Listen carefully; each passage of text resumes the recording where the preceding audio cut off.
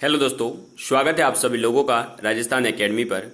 मैं प्रवीण सिंह आप सभी लोगों को आज लैपटॉप की स्क्रीन शेयर किए बिना ही वीडियो के माध्यम से बताना चाहूँगा कि जो मैंने आपको बताया था कि एकलव्य मॉडल रेजिडेंशियल जो स्कूल्स है उनके लिए लैब असिस्टेंट की वैकेंसी आने वाली है और लैब असिस्टेंट की वैकेंसी का नोटिफिकेशन जारी हो चुका है। ठीक है, और कितने पदों पर हुआ है, क्या हुआ है, सब चीजें मैं अभी आज आपको बताने वाला हूं। तो टोटल देखिएगा, आपके पास में 373 पोस्टें जो है वो आपके आई है लैब असिस्टेंट की। ठीक है, जिसे आप उसमें देखेंगे तो आपके लिखा हुआ होगा लैब अटेंडेंट। और ये मैं पहले ही बता दूं, जब भी सेंट्रल की कोई भी लैब असिस्टेंट की वैकेंसी निकलती है तो वहां नाम लैब अटेंडेंट ही आता है। काम आपको वही करना है जो यहाँ पर स्टेट के जो अलग अलग लैब असिस्टेंट के एग्जाम होते हैं वहां और वहां काम सेम ही होता है। ठीक है, तो आपको टेंशन लेने की जरूरत है नहीं। लैब अटेंडेंट की वैकेंसी आएगी, इसके अंदर आपको रजिस्टर वगैरह सब संधारित वगैरह करना, आपके जो भी इक्विपमेंट्स वगैरह है उनका ध्यान रखना, ये सब आपका काम होता है। इसके अलावा कोई आपसे जो है अलग से नहीं करवाने वाले, लैब की कोई साफ सफाई आपको नहीं करनी होती है। ठीक है, हाँ, क्योंकि ये धारणा एक अलग बनी हुई है, इसलिए मैं ये स्पष्टीकरण कर रहा हूँ। साथ में आपको बता दूं, मैं एनवीएस लैब असिस्टेंट आपको बताया ही था। ठीक है, मैं सिलेक्टेड हूँ। तो अब आपको बता दूं, अभी मैं उसमें नहीं हूँ, ये मैं पूछना कि अब कहाँ पोस्टिंग है, मैं उसमें नहीं हूँ अभी। अब बात करते हैं कि उसके सिलेबस के बारे में। इसका सिलेबस का पीडीएफ जो है वो मैंने आपके टेलीग्राम चैनल पर अपने शेयर कर दिया है।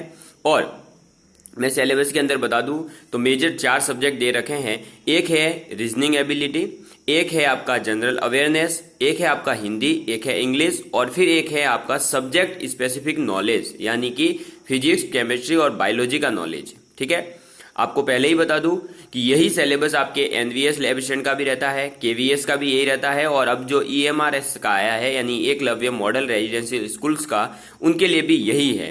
हिंदी इंग्लिश इनके रहते ही है, जनरल अवेयरनेस रहता ही है, रीजनिंग एबिलिटी रहती है, और सब्जेक्ट स्पेसिफिक जो है नॉलेज वो रहता ही रहता है। और सब्जेक्ट स्पेसिफिक नॉलेज तो रहेगा ही भाई, जब आपको लैब असिस्टेंट बना रहे हैं तो फिजिक्स केमिस्ट्री बायोलॉजी का नॉलेज होना जरूरी है।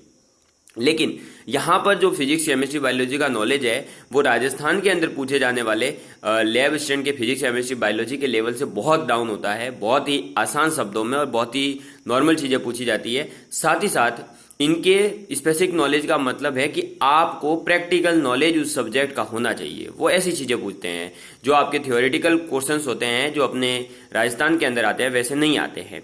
तो उसको मैं सब आपके सामने यूट्यूब पर लेकर के आऊंगा और सब क्लियर कर दूंगा। ठीक है, अभी मैं कहीं बाहर हूँ इस वजह से। ठीक है, कल अपना जो है सबसे चीजें शेड्यूल करके बता दी जाएगी। सब चीजों को मैं स्पष्टीकरण कर दूंगा, यूट्यूब पर बता दूंगा हिंदी इंग्लिश में क्या पढ़ना है। बाकी हिंदी में जनरल आपका वही वर्ब टेंस वगैरह ये पढ़ने हैं, इंग्लिश में संधि समास विलोम शब्द पर्यायवाची सब सामान्य अशुद्धियां वगैरह यही पढ़ने हैं। जनरल अवेयरनेस के अंदर आप करंट अफेयर्स पढ़ सकते हैं और बेसिक जानकारी कि अपने प्रधानमंत्री का कार्यकाल, राष्ट्रपति का कार्यकाल, आयु, ये सब ऐसी छोटी छोटी चीजें पूछी जाती है। ठीक है, रीजनिंग के अंदर आपको पता ही है एनालॉगी है, ब्लड रिलेशन है, इस टाइप के टॉपिक्स रहेंगे। और सब्जेक्ट स्पेसिफिक के अंदर आपको लैब से रिलेटेड नॉलेज होना चाहिए, और वो लैब में क्या क्या होता है वो सब मैं खुद लैब में बैठता हूं तो मैं सब बता दूंगा आपको अच्छे से। ठीक है, कोई टेंशन लेने की जरूरत नहीं है आपको।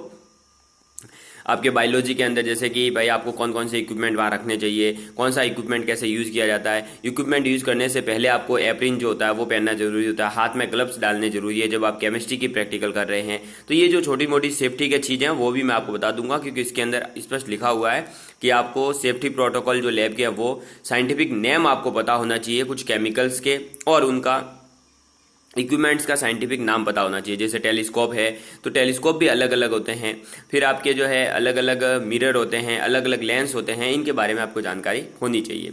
तो ये मैंने जो है आपको बता दिया है। सिलेबस अगर फिर भी समझ नहीं आए तो मुझे बता दीजिएगा, मैं वीडियो स्पष्ट जो है पूरा स्क्रीन के साथ में बना दूंगा। ठीक है, और लैब असिस्टेंट की वैकेंसी आ चुकी है पहले, अभी 10 दिन भी नहीं हुए, 4-5 दिन पहले ही बताया था कि वैकेंसी आएगी और आ गई है। चलिए, ऑल द बेस्ट आप सभी लोगों को, आप जल्दी ही जो है सिलेक्ट हो जाएंगे। धन्यवाद।